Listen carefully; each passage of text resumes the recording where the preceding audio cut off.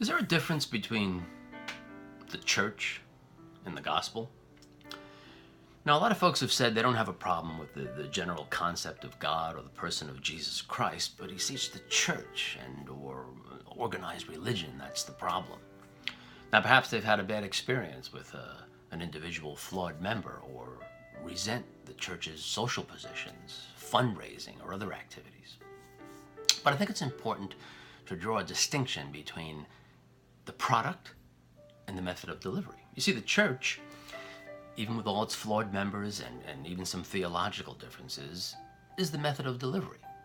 The product is the gospel. Now, when I say the church, I mean all faithful stewards of the gospel message. And when I say it's a method of delivery, I don't mean it's just that. It's much more, but it's not the gospel itself. So what is the gospel?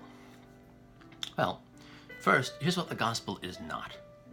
It's not feeding the hungry, helping the poor, loving thy neighbor. I mean, those and more should be results of the gospel, but it's not the gospel itself. Those are good works.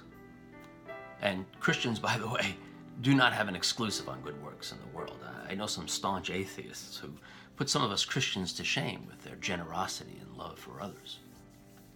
Now, the gospel is simply the life, death, and resurrection of Jesus Christ. Now, perhaps the gospel isn't true. I mean, maybe Jesus never lived and is just a product of a fertile imagination. No, maybe he did live, but is the equivalent of some first century lunatic running around claiming to be God. Or maybe a con man who just wanted to get ahead in life by trying to fool people. And maybe, as it says about him in the Quran, they crucified him not. It's true.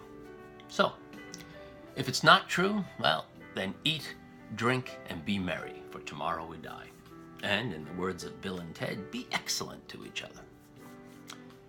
But if it is true, if Jesus Christ, the incarnate God the Son, actually lived, and if he was crucified on a cross as an atonement for the sins of all mankind, and if he rose from the dead as only God can, well, then that is the most significant event in all of human history, with eternal consequences for you and for me. And the church, well, the church is what the Lord left us to get that message to as many people as possible while there's still time, and to do the good works that the gospel requires.